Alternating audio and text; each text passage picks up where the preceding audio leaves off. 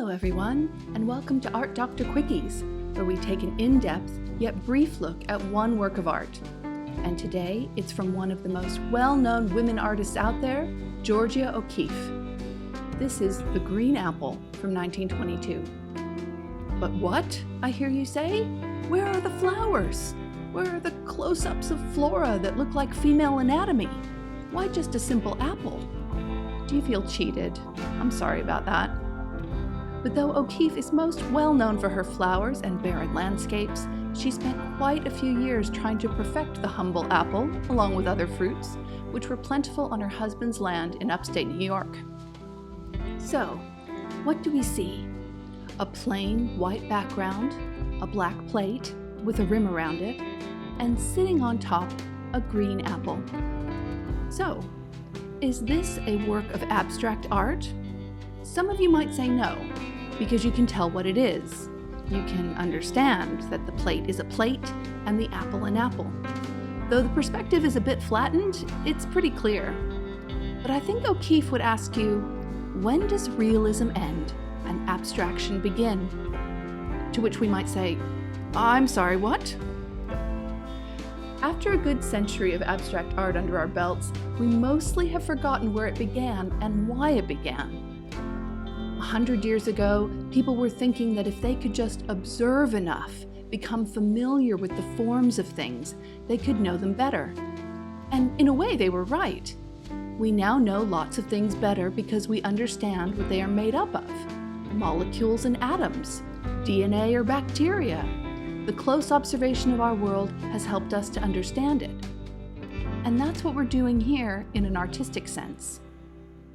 You'll hear modernists talk a lot about forms and formalism. But what does that mean? It means, basically, the things that are right under your nose. The formal aspects of art include its medium, like is it in oil or is it a sculpture? Composition, color, textures, lines, etc. Basically, the stuff that is there. This might seem basic, but it's really hard to do. Take that apple. Most of us look at an apple and jump right to context. It's a delicious snack, it's great in pie, it grows on trees. But to really understand its formal properties, you have to forget all that. You have to see the apple just as a series of shapes, colors, and textures. So in this painting, and in most of her work, O'Keeffe takes something everyday and abstracts it. That is, breaks it down to its most formal properties. And the trick is, how far can you simplify those properties and still have it recognizable as the object? If she just painted a green circle and a black circle, we wouldn't really know what that was.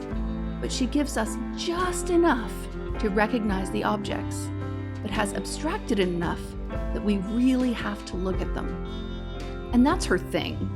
O'Keeffe really wanted us to look at things we think are familiar. She even says, quote, "When you take a flower in your hand and really look at it, it's your world for the moment. I want to give that world to someone else. Most people in the city rush around so they have no time to look at a flower. I want them to see it whether they want to or not."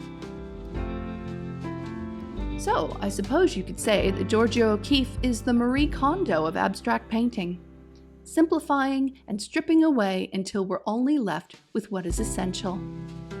And in that simplified space, we have room to observe anew, room to pause, and room to spark joy. Yeah, why not?